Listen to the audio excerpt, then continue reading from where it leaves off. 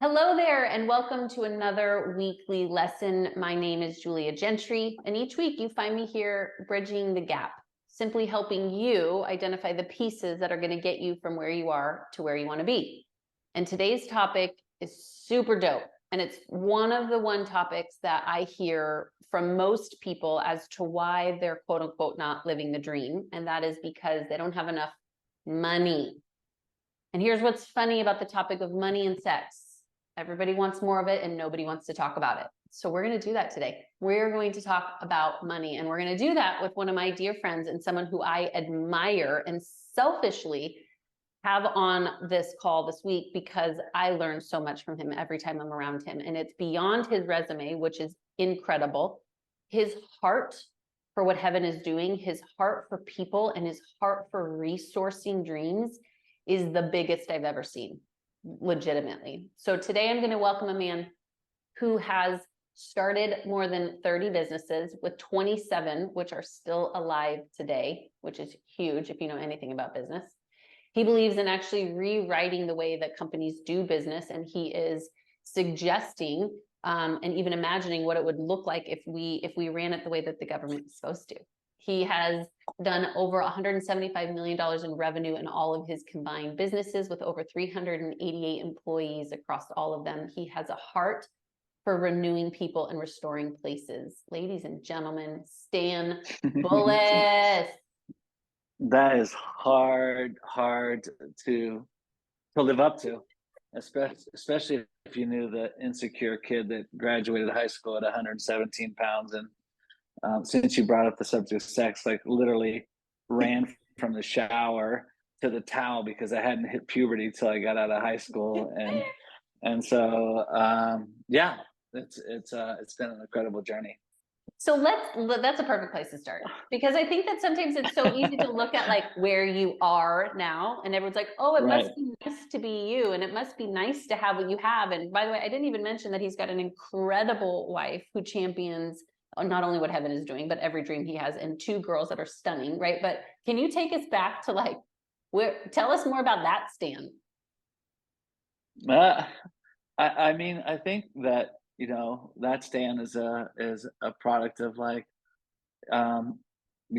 most young kids. You're growing up with a collection of wounds, whatever they may be, and those are designed to disrupt your identity, and so you create false narratives and false belief systems. I'm going to walk you over to show you the magnitude of it, because I have this in my other side of my office.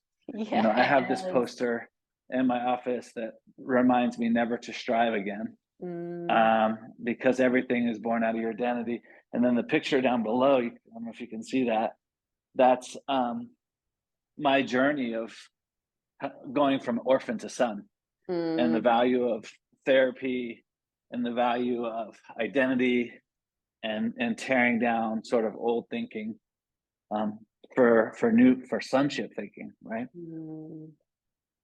Y'all, do you guys see why I have him on? Do you hear what he just said? He's basically talking about learning to live from a place of vision, from a place of revelation, from a place of dreaming, which is huge. So if you were to say, looking back, like it's always kind of layering upon layering, but it sounds like you didn't come from a wealthy upbringing, right? You didn't even really know who you were. So when would you say were some of the pivotal moments that started to transform the way you think about you and money and this resourcing of communities? Yeah, I mean, I think it's actually a really interesting journey, because at 17, I started working as a dishwasher. And you see, my dad worked for the CIA. I grew up overseas, multicultural background. So one thing that I could do is read people well and read situations well and work hard. Sort of the modern day language for that is fake it till you make it, right? And so using those skills, which is like God puts skills in all of us, right?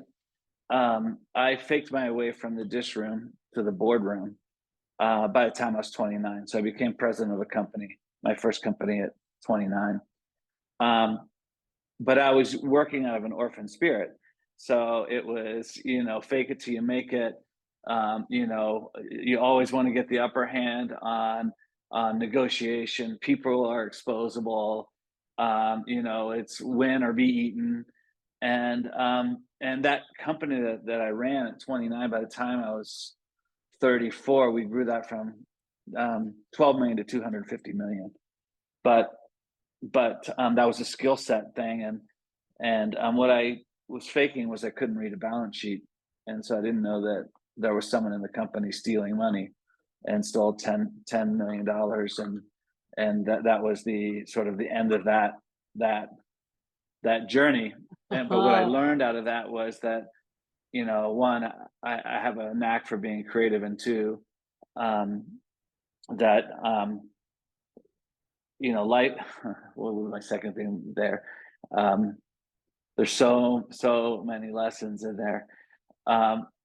Just that you're born with skill sets, and those are irrevocable. They're in your identity. But if you only rely on your skill set, you're likely to fall prey to sort of the world's mechanisms. And so what happened was I wound up out of a job, became a believer, and God was just working on my heart around identity. And we began to dream together, and then we began to dream around a new vision of companies, one that, as we said, would stand in the gap and do what we expect the government to do, and won't.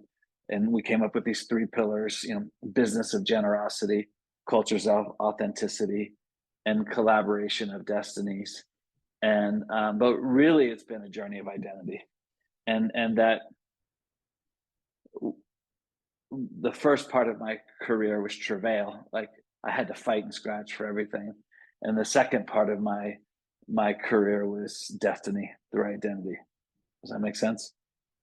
Man, 100%. I mean, I think that that's even, the process that we walk people through, and you've been to the Dare to Dream event, but right, survival will get us out of bed in the morning, right? Anger will get you out of bed in the morning. Striving will get you out of bed in the morning, but it's not going to keep you going all day long. And it's that moment when you go, oh man, this got me to where I am, but it's not going to take me to where I've never been.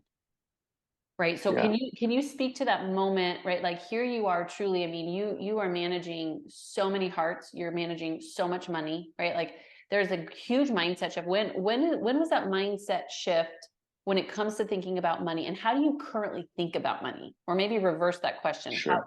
How do you think about money, and when did that mindset shift happen? Yeah, I think the sort of metric for me is, how loosely am I willing to hold my calling and my identity and money. And so, my journey, with money, so we start Unbridled Solutions. I get scared, so there goes the orphan spirit again. I sell 51% of the company to someone that didn't have the same values, completely disrupt, the plan for my life, and didn't go well, and then was able to buy the company back like 10 years later. But I had 10 years to really soul search: who am I, why am I here, what's going on? And so that, that transition is going from scarcity mentality, like I've got to get mine, I've got to find mine, to abundance, like everything is already resourced, it's all hidden in your identity, but you've got to hold loosely, and you've got to be willing to let it go. And so when and sometimes you could be working in your identity and have it in the wrong order, which was what happened to me. Started Unbridled, had the right identity but the wrong order, meaning I had subordinated to somebody else,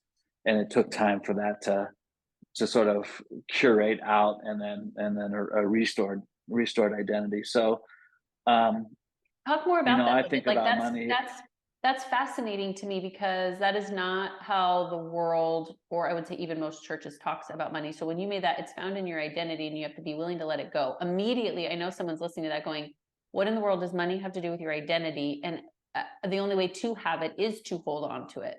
So even right there, will you dissect those thoughts? Yeah. I mean, it starts with, I believe there's a plan for your life. Yeah. And and whether you believe in God or not, or however you got here, it would be a really cool trick to not have a plan for your life and it be unresourced. Like that would be just really mean, right?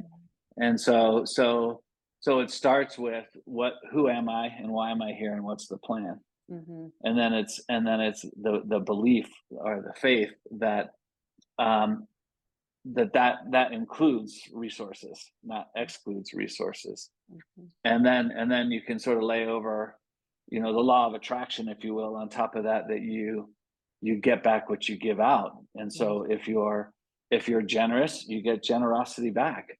If you're tight with your finances, well, you get tight back. Mhm. And if you're open with your relationships, you get open relationships back, or honest, and so I think it's being able to know that who I am and what I do includes the resources to get that done. Mhm. And then how I behave, how I'm open and how I share and how I live generously, authentically, sort of determines how far that's going to go. Mm. Okay. So there it is, right? So how I behave determines how far it's going to go, right? That's a stewardship. Right. That's stewardship. Yeah. So in our conversation, so here's what I've learned. Like with good stewardship comes more responsibility. Yeah. Right. You've Yep. heard all so give a busy man a job. You've heard all Yeah. so what we know is um the key is good stewardship with what you're given. And sometimes I think we think that good stewardship is hold tightly so I don't lose it. Mm-hmm. And I think that good stewardship is allocating portions of it for charity, portions of it for storing up, and portions of it for sharing in different Mm-hmm. ways. And so when I say farther, when I think about that, our conversations in our businesses are about farther, not faster, Mm. because we're putting financial mechanisms in place that are designed for generations, not just how much I can make today. Dude. Okay. So my old life mantra is do better faster. That's generally when Yeah, I'm in the wrong lane because it's always like do better yeah, faster, yesterday, all the things. yeah. So can you, maybe it's just for me, but go further, not faster. Can That's such an abundant mindset that most of us don't have. Also, because I'm still so focused on the past, super hyper aware of today, or I've just got like the next year, right? So can you talk to us about that mindset? Further, not faster. Yeah. I mean, I think Wow. for us, we're trying to rewrite a business prototype. Mm-hmm. And the average company startup lasts 12 years, Mm-hmm. and they're entirely predicated on going public and getting bought. And so we want to put in practices that make those companies last hundreds of years and translate from one generation into the next generation. And so it starts with our 20-20-60 model. So in every business we start, our first 20% we give to charity. And so we own and operate our own 501c3, and that 501c3 is dedicated to helping people. We call it the human condition, Mm-hmm. whether it's mental health or dominant addiction or the myriad of them. And so our first activity in our business, which you never hear people say, is to lean into benevolence, right? Yeah. Yep. um, our second activity in business is to store up 1/5. So inside of our 1/5, that we build banking systems inside of the 1/5 that we keep inside the company. And that's material. To give you an example, when COVID hit, we were doing, I don't know, $120 million a year in live events, and COVID hits and wipes out the whole live event industry. Mm-hmm. But we'd been storing up 1/5 for 20 years. And so that allowed us to pivot to a virtual platform. And so kind of in a abundant mindset, it's like our first order of business is to give generously. Our second order of business is to protect the base. And then our third order of business is to share with the shareholders. Mm-hmm. And that model um, doesn't value short-term liquidity events. It honors you know, fathers turning their hearts to sons, sons to the father, training and equipping and transitioning a business from one generation to the next generation to the next generation. Mm. Dang. Okay, hold on. I'm just taking notes. Stan, I know that I can go back and listen to this later. So, okay, great. So then let's talk to, we're going to talk to two different groups of people real quick. First, I think the business owner immediately is like, oh yeah, got like that what you're saying speaks so much of it. So can you talk about first steps for them? If someone is sitting there as the business owner and they're like, oh, I'm not doing that. Then I want to go to the other person who's not the business owner, but is asking that same question. Like, I don't have enough to do what God's calling me to do. Right. But I want to speak to the business owner first. Okay. I'm going to pop up a slide. Okay, great. So what I would tell the business owner is that there's something inherent inside of money that deals with the flow of money, and that there is the possibility. There's not only the possibility, there's the guarantee that money by itself can make money, apart from any other, like there's process. And so this slide is the one I want to show you. And so can you see that? Yep. All right, so we own this building. And it's a beautiful building, we restored it, and we rent from ourselves, right? And so the other company that I own, Unbridled Solutions, pays the company that owns the mansion $540,000 a year. And the old way says that the company that owns the mansion pays the mortgage to the mortgage company. Mm-hmm. But what we did in terms of business ownership is we broke that the old cycle, and created a new cycle where we put that money into a paid up life insurance plan. And we then paid the mortgage out of the life insurance. And what happened with that is we created, just by changing the flow of money, we created an additional $213,000 of tax-free annual income and a $12 million death benefit. So now you can imagine, as a business owner, your succession plan is in place, and it's based on the death of a patriarch or a matriarch or a partner. And inside of that changing of the flow are all the resources to move your generation out and pay them well, and bring in the next generation and give them a leg up. And so it's like the story, you know, my ceiling is your floor. Yeah. And all that's built, all of that in its entirety is built just by changing the flow. Cash flow is positive. And so, I mean, you know, I know that you guys do this, and so, you know, you're fully aware of it. So so I would say that, you know, in talking to business owners, I would tell them two things. It's always been in the identity of your people, so cultivate that. And there's a way for money to make money aside from your products and services that you do, and transfer those businesses into the next generation. Big, huge. Okay, great. Love it. Okay, so talk to the person who is maybe working at a job that they don't love, right? Or barely getting by, or there's more month than money, right? You hear these stories all the time, or they're in ministry and so they don't have enough money. I mean, I hear it all the time. I don't have enough money. I don't have enough money. I don't have enough money. And then they live that way. So what would you say to the person who's buying into the belief that they don't have enough money, that they're not resourced, never have been, never will be? Yeah. So many things. So I would say there's these three lands. There's the land of not enough, the lands of just enough, and the land of more than enough. They require three different strategies. So it starts with making sure that you're doing something that you love and you feel called to, because then you get the guarantee that it's going to be resourced, right? Then there's the practical walking it out. You know, I think I read an article that the average person has $540 worth of subscriptions that they don't use a month. Are you looking at my bank account?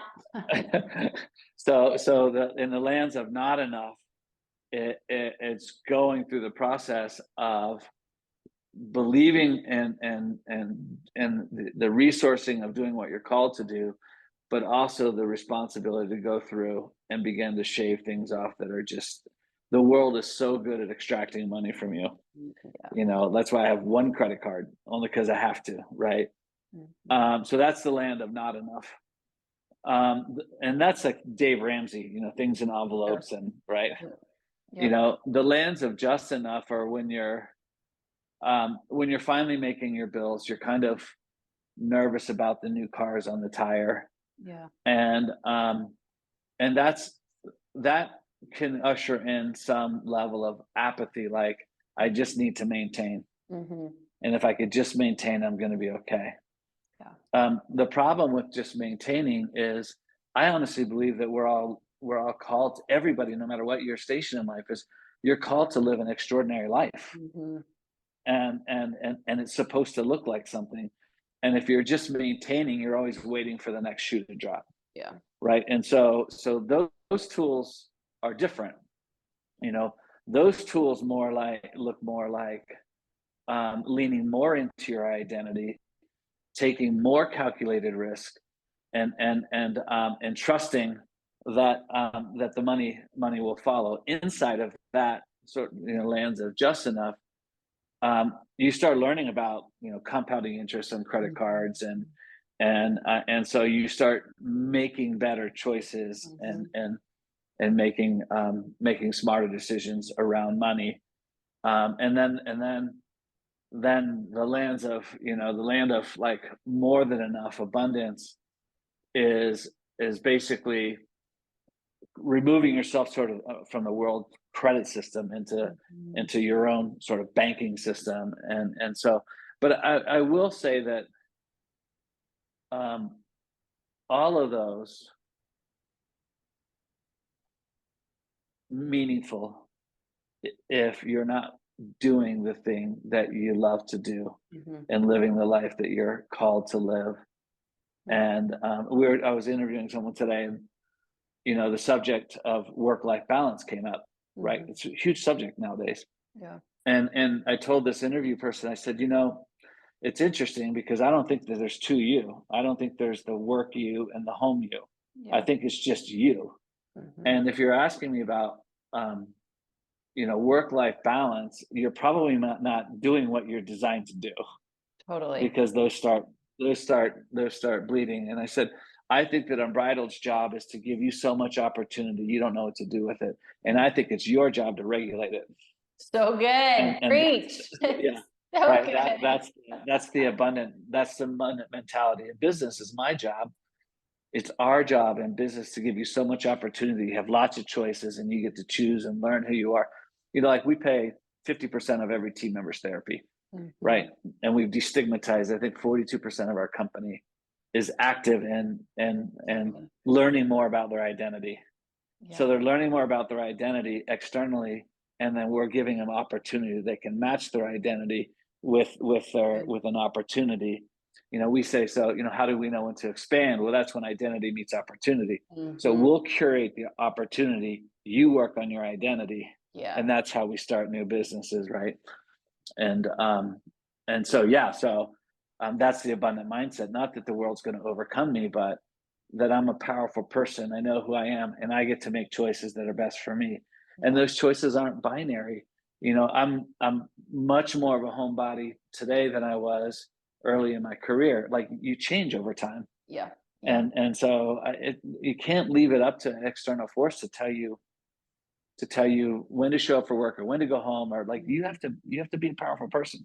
Yeah, that's so good though. And I think that that's such a good point even to end on, because the goal is not the goal. The money is not, it's not about the money. It's not about the goal. It's not about the dream. It's about your character. Right. And I even said the other day, I was on a podcast and someone said to me, Julia, what's your, your dream? I dare you. And all this dream, like, what's your next big dream? And I said, look, I'm just allowing my character to be able to hold the weight of the blessing of what he's currently given me. Right. Like, it's this expansion season of like, now I know this isn't just about more for the sake of more. I need my character to come into alignment, right, to be able to hold the weight of the blessing. Because come to find out, the blessing is heavy, right? To your point, there is responsibility with what God's given us, from his blessings to the resources, to people, to hearts, to the archetype of, even your point, cities.